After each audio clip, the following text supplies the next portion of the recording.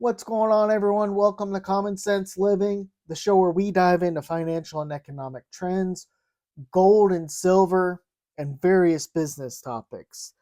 So, in today's episode, I want to talk about whether you should buy Cull silver, and if you're thinking about it, what things to know. So, first off, what is Cull silver?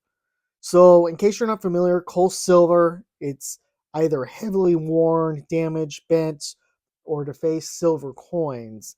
And as we're going to see, there's quite a bit of variance on what can be called Cull.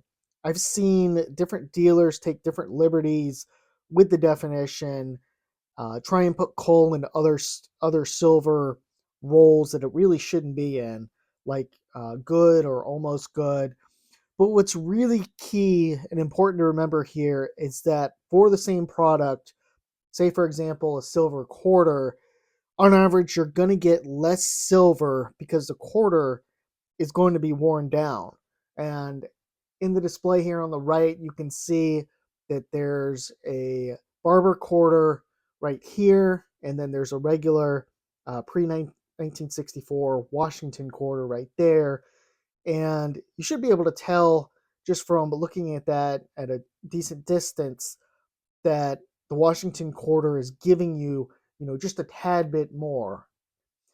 Now, be mindful that when you're buying coal, you're going to be buying at a discount, but you may actually be getting a discount, and the silver could actually come out the less than if you bought it, just say, with Washington quarters.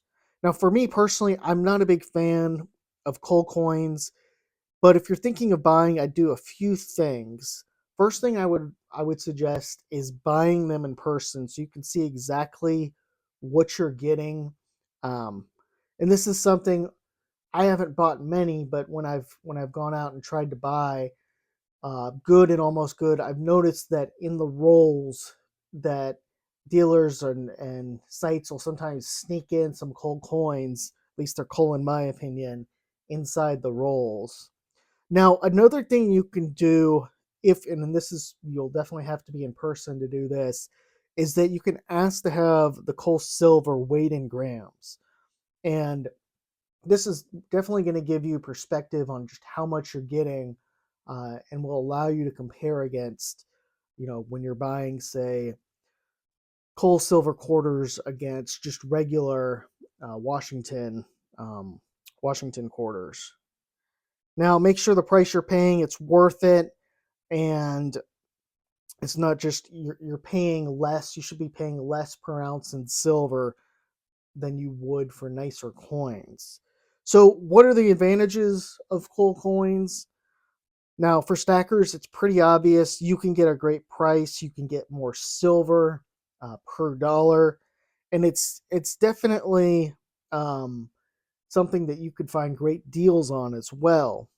Now, it should be said, collectors buy them too occasionally if it's a key date or if it's a rare coin they need to have. So they may not be able to afford the BU, the brilliant uncirculated coin for a specific year, and they're trying to put a set together. So sometimes coin collectors will just decide to buy it in the lowest grade, the coal coin, so they can go ahead and complete the set. One other thing to remember is that coal definitions change depending on coin type as well. So American quarters are expected to be more worn than, say, something like an American silver eagle. So when it's officially being graded by one of the services that grades, like NGC, that's something that they would take into account. Now, other things are going to automatically make a coin cull, like, for example, cleaning it or coloring it definitely would. And one reason that I particularly don't really like coal coins is a lot of times you're not going to be able to see dates and key features on the coins. This tends to happen with standing Liberty quarters. The date is one of the first things to fade on that. And for me, I like to have at least I'm definitely more of a stacker than a numismatic person, but I like to at least have a nice clean imprint on my coins and bars. And even just buying bars or getting, a nice imprint on there. So that's all I've got for today. Appreciate everyone watching the video. If you have any comments, please write them in the comments section. If you enjoyed the video, please like it. And if you're not subscribed, please consider subscribing to the channel. Thanks.